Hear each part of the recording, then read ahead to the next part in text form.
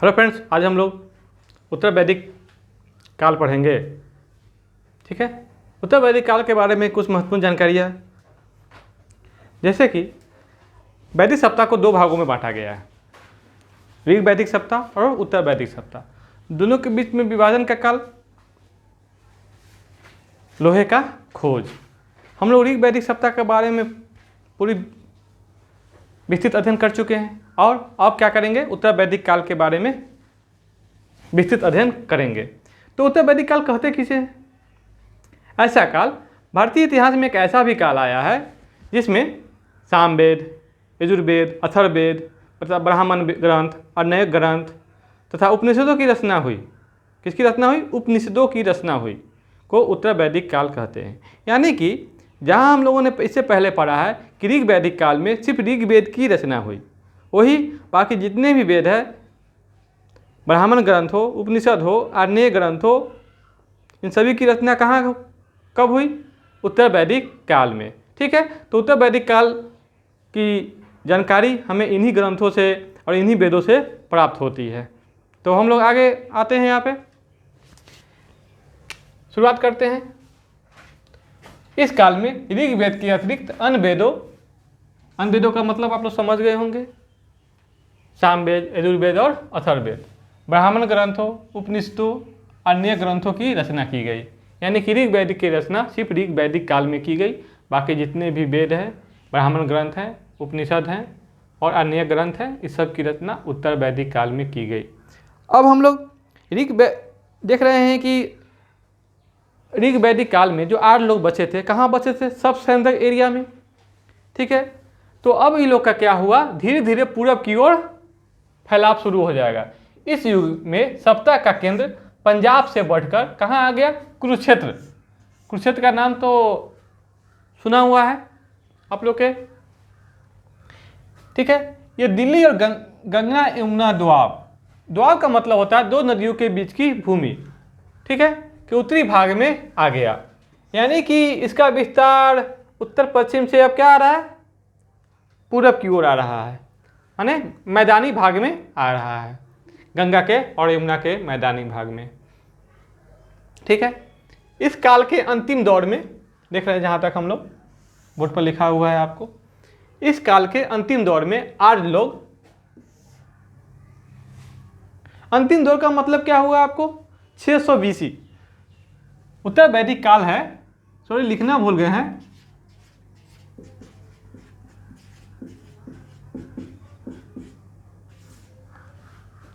BC में 8 लोग किससे परिचित हो गए? कौशल से, विदेह से, अंगराज से परिचित थे।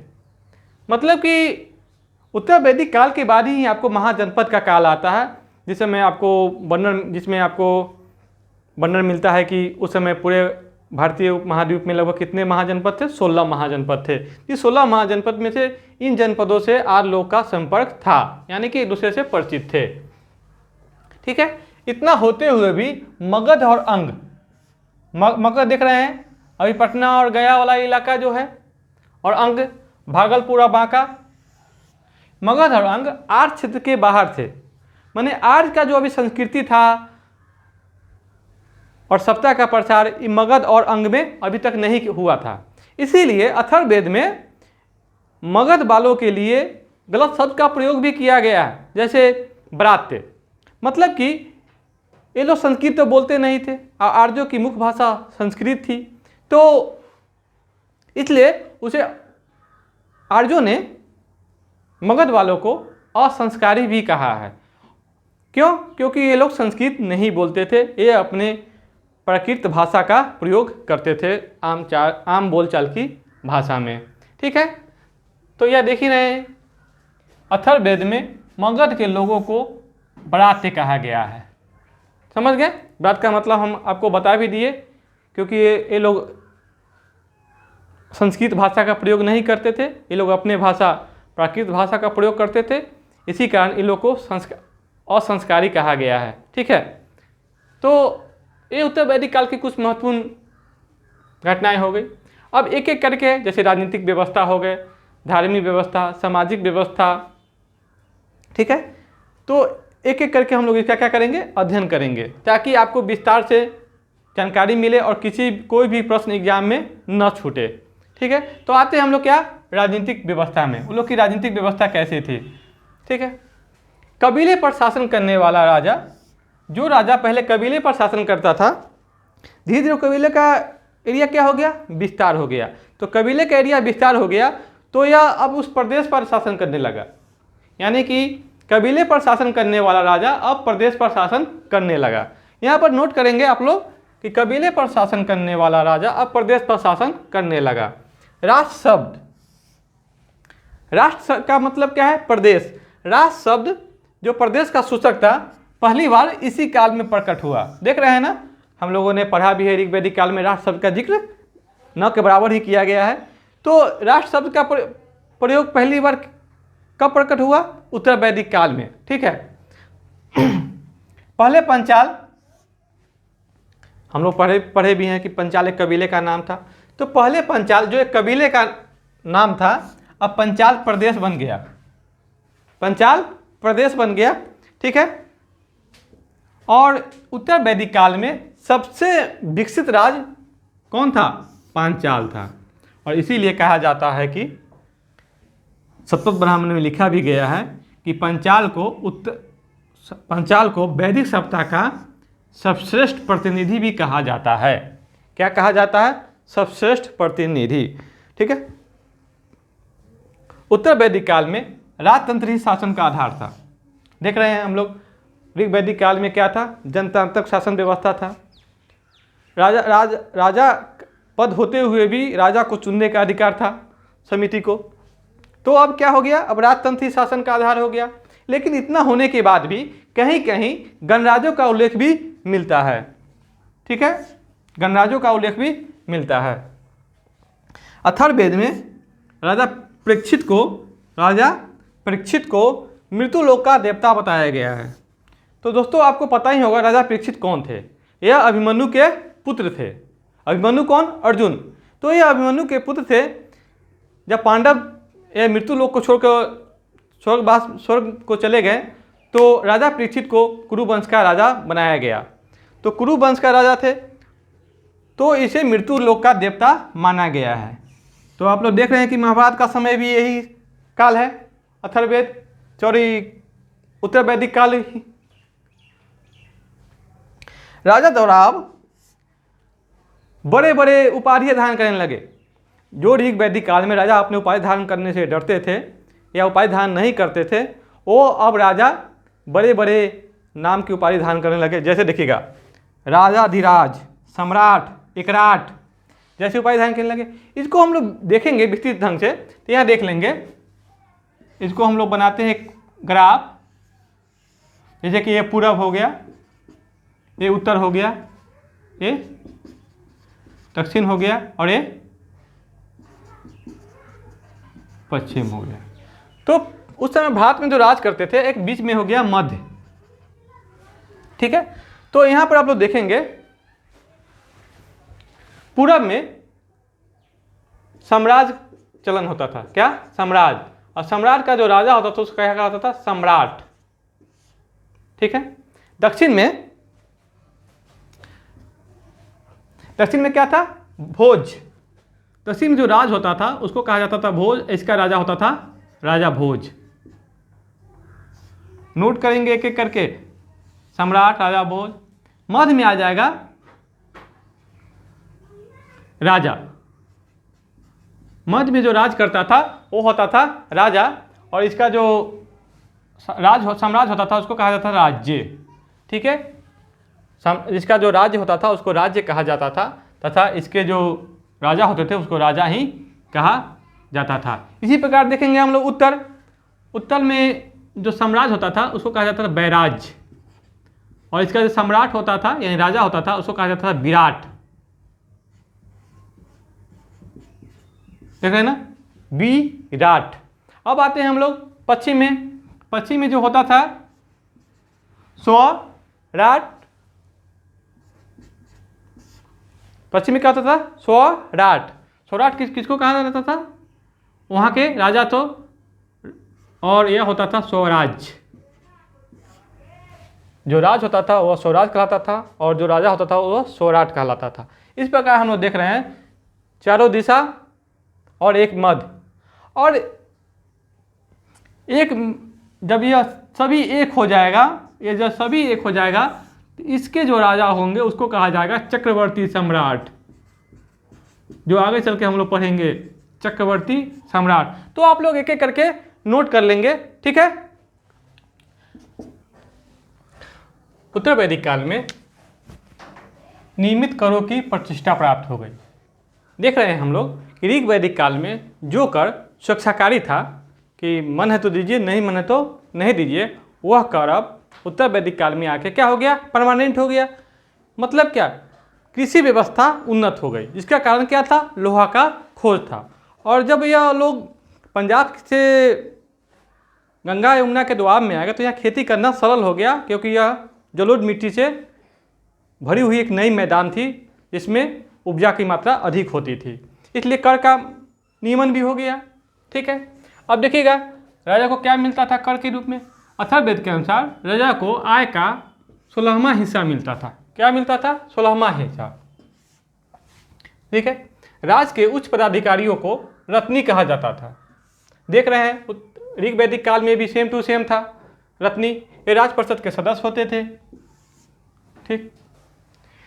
विभाग, यहाँ पर विभाग का शुरुआत हो गया। तो विभागाध्यक्षों में सेनानी यानी कि सेनापति, सूत रथ सेना का नायक, ग्रामनी गांव का मुखिया, संग्रहिता मतलब कोषाध्यक्ष, समझिए बैंक मैनेजर, तथा भागदूत अर्थ मंत्री। यानी कि कर को उछलने के लिए जो नए मंत्री नियुक्त हुए उसको क्या कहा गया, भागदूत यानी कि अर्थ मंत्री। कर उछलने का काम इन्हीं का था, ठीक है। अब अस्तपति और शतपति नामक दो प्रांतीय पदाधिकारियों को भी नाम मिलते हैं। इसका क्या मतलब, राज बहुत बड़ा हो गया था और राज का विभाजन भी छोटे छोटे प्रांतों में शुरू हो गया था, तो इसीलिए तो प्रांतीय पदाधिकारी के नाम मिलते हैं। तो प्रांतीय पदाधिकारी में देखिएगा अस्तपति सीमांत प्रदेश का प्रशासक होते थे, ठीक है। सीमांत प्रदेश के प्रशासक अथवा न्यायाधिकारी, ये दोनों में से कोई एक, क्योंकि अभी भी इतिहासकार इसके बारे में एक मत नहीं है, इसलिए इतिहासकार इसको सीमांत प्रदेश के प्रशासक अथवा न्यायाधिकारी की श्रेणी में रखते हैं। अब देखते हैं शतपति। शतपति 100 ग्रामों का 100 गांवों के समूह का अधिकारी होता था, यानी कि 100 ग्रामणियों का एक मुखिया शतपति। देख रहे हैं ना, ग्रामणी मतलब गांव का मुखिया। अब देखिए सभा और समिति, जो प्रजापति की 2 पुत्रियां हैं, किस वेद में कहा गया है, तो अथर्ववेद में, ये ऋग्वेद में भी है, और यहाँ पर इसका प्रचलन जारी था। लेकिन इसका थोड़ा सा रूप बदल जाएगा, क्योंकि सभा जहाँ श्रेष्ठ जनों की संस्था थी, ठीक है, और समिति राज्यों की केंद्रीय संस्था, और समिति के अध्यक्षता करने वाले को हम लोग क्या कहते थे, ईशान। तो अभी भी ईशान ही कहा जाता था, लेकिन एक स्वरूप बदल क्या गया, इस समिति, अब समिति की जो अध्यक्षता करता था वो राजा स्वयं करता था। राजा स्वयं क्यों करता था, राजा स्वयं इसलिए करता था क्योंकि अब जो राजपद वंशानुगत हो गया था, इसलिए राजा अब ईशान की जगह स्वयं समिति की अध्यक्षता करने लगा। अब समिति का राजा पर कोई किसी प्रकार का कोई नियंत्रण न रह गया। जैसे कि देखेंगे हम लोग कि ऋग वैदिक काल में समिति राजा पर नियंत्रण करती थी और राजा को पदच्युत यानी कि हटाने का भी अधिकार रखती थी। लेकिन अब क्या हो गया, अब राजा खुद उसका अध्यक्ष हो गया। ये बात नोट करेंगे, ठीक है। सभा देखेंगे श्रेष्ठ जनों की संस्था थी, यानी कि राजा के एक तरह से समझिए कि मंत्रिमंडल था। राजा, कोई भी राजा कितना भी निपुण क्यों हो ना, वो अकेले शासन व्यवस्था को सुचारू रूप से चला नहीं सकता है। तो इसीलिए उसको शासन व्यवस्था को चलाने के लिए एक सलाहकार की जरूरत होती है, हेल्पर की जरूरत होती है, जो उसके मंत्रिमंडल के रूप में आते हैं। तो वो मंत्रिमंडल क्या थे, सभा। तो सभा क्या था, श्रेष्ठ जनों की संस्था थी, ठीक है। सभा को अथर्ववेद में नरिष्ठा कहा गया है। नरिष्ठा का मतलब यह हो जाएगा आपको, माने इस पद पर जो भी रहे उससे कोई ऐसा भी कार्य करने के लिए गलत काम नहीं करे, माने उसे अपेक्षा की गई थी कि ये समाज के लिए क्या होंगे, एक आदर्श प्रस्तुत करेंगे, वही सभा के मेंबर होंगे। यानी कि उसे अनुलंघनीय माने वो लोग कोई भी काम को सही तरीके से करते थे, गलत करने के प्रति वो विचार रखते नहीं थे, वही सभा के मेंबर हो सकते थे। इस काल में विदत का उल्लेख नहीं किया गया है, यानी कि विदत की ऋग्वेद में जो विदत के बारे में कहा गया है यह अब धीरे धीरे क्या हो गया है, विलुप्त हो गया। उत्तर वैदिक काल में इसका नामो निशान नहीं मिलता है। इस काल में भी राजा कोई अस्थायी सेना नहीं रखते थे। अब राजा अस्थायी सेना कब रखेंगे? अस्थायी सेना तब रखेंगे तो राजा के पास टैक्स की दर ज़्यादा हो जाएगा। कोषाध्यक्ष माने कोष, राजकोष में अधिक मात्रा में पूंजी आने लगेगा, यानी कि धन आने लगेगा। तो उसको सुरक्षा के लिए, राज्य के विस्तार के लिए आपको नियमित सेना रखना पड़ता है। लेकिन जब युद्ध होते थे तो उस समय नागरिकों से ही, नागरिक सेना का ही निर्माण कर दिया जाता था और वही सेना युद्ध में काम करते थे। और जब युद्ध का काम खत्म हुआ तो फिर सभी अपने अपने परंपरागत कामों में लग जाते थे। अब देखेंगे इस काल में राजा का जो पद हो गया बहुत ही बड़ा हो गया, दैवीय शक्ति से लदा, दैवीय शक्ति से आलोकित हो गया। यानी कि समझिए कि एक तरह से राजा का अधिकार में बहुत वृद्धि हो गई, जिससे राजा अब अपने अधिकार में वृद्धि करने के लिए विभिन्न प्रकार के यज्ञ करने लगे। ठीक है, तो यज्ञ जो महत्वपूर्ण यज्ञ थे वो हम आपको दिखाते हैं। पहला है राजसूय यज्ञ, दूसरा है अश्वमेध यज्ञ, तीसरा है वाजपेयी यज्ञ और चौथा है अग्निष्टोम यज्ञ। तो इस चारों यज्ञ में यह सबसे महत्वपूर्ण था, क्योंकि इससे राजा की शक्ति में भरपूर वृद्धि होती थी। अब हम आपको एक एक यज्ञ के बारे में बताएंगे। राजसूय यज्ञ, तो राजसूय यज्ञ है क्या है? ये राज्याभिषेक के समय किया जाता था। एक किस समय किया जाता था? राज्याभिषेक के समय। यह यज्ञ करने के बाद ऐसा माना जाता था कि राजा को दैवीय शक्ति मिल गई है और राजा अपने रत्नियों, यानी कि जो रत्नी होते थे उसका समर्थन लेने के लिए रत्नियों के घर जाया करते थे। ठीक है, तो यह बहुत महत्वपूर्ण था राजा के प्रभाव में वृद्धि करने के लिए। दूसरा आ गया अश्वमेध यज्ञ। ये तो लोगों के और बच्चों के जवान पढ़े। अश्वमेध होता क्या है? इसमें क्या होता है, इस यज्ञ में राजा यज्ञ करते समय एक घोड़ा को स्वतंत्र विचरण करने के लिए छोड़ देता है और वो जो यज्ञ वाला घोड़ा होता है जिस राज में जाता है, अगर उस राज का राजा प्रतिरोध किया तो उस राजा से युद्ध होता था और नहीं प्रतिरोध किया तो वो राज पर अश्वमेध यज्ञ करने वाले राजा का अधिकार होता था। यानी कि इसके प्रभाव में वृद्धि होती थी। यह शक्ति का प्रतीक है। यह जो यज्ञ है किसका प्रतीक है? शक्ति का प्रतीक है। यह सबसे महत्वपूर्ण यज्ञ भी था। जितने भी यज्ञ है इसमें सबसे महत्वपूर्ण यज्ञ कौन था? अश्वमेध यज्ञ। अब आते हैं वाजपेयी यज्ञ। वाजपेयी यज्ञ जो है इसमें राजा रथों का दौड़ का आयोजन करता था। जितने भी रत्नी होते थे, चाहे अच्छे अच्छे अधिकारी होते थे और राजा, सभी साथ में रथ दौड़ का आयोजन करते थे, जिसमें राजा को अपने उनके सहयोगियों द्वारा विजय बनाया जाता था, क्योंकि राजा का हराना अपशकुन माना जाता था। लेकिन अब हम जब इतिहास में आएंगे तो देखेंगे अम्रपाली, वैशाली की जो नगर वधू होगी वो राजा के रथ से भी आगे रथ को दौड़ा देगी। लेकिन चूँकि अम्रपाली इस बात से दुखी थी कि हमको नगर वधू बना दिया गया है, इसीलिए वो किसी प्रकार नियम को भंग कर रही थी, किसी प्रकार हमको यहाँ से नगर वधू के पद से हटा दिया जाए। लेकिन वहाँ इसके बात को बुरा नहीं माना गया। तो यहाँ पर हम लोग आते हैं, तो राजा क्या करता था? रथों के दौड़ का आयोजन करता था, जिसमें राजा को अपने सहयोगियों द्वारा विजय बनाया जाता था। और ये इस दिन क्या होता था? राजा सभी के साथ एक ही थाली में बैठकर खाना खाते थे। ठीक है, अब आते हैं अग्निष्टोम यज्ञ। ठीक है, इस यज्ञ में सोमरस के बाद पता ही है, यह शराब होते थे, एक प्रकार का विशेष मदिरा होता था। उसमें उस दिन क्या होता था? सोम पीसा जाता था। इस यज्ञ में अग्नि को पशु बलि दिया जाता था और इस यज्ञ के करने से पूर्व यज्ञ करने वाले और उसकी पत्नी को 1 वर्ष तक सात्विक जीवन व्यतीत करना होता था। ठीक है, तो हम लोग क्या देख रहे हैं? अभी तक उत्तर वैदिक काल की राजनीतिक व्यवस्था को अध्ययन कर लिए हुए हैं। अगला जो हमारा क्लास होगा या वीडियो बनेगा उसमें हम लोग सामाजिक संगठन के बारे में जानकारी लेंगे। ठीक है।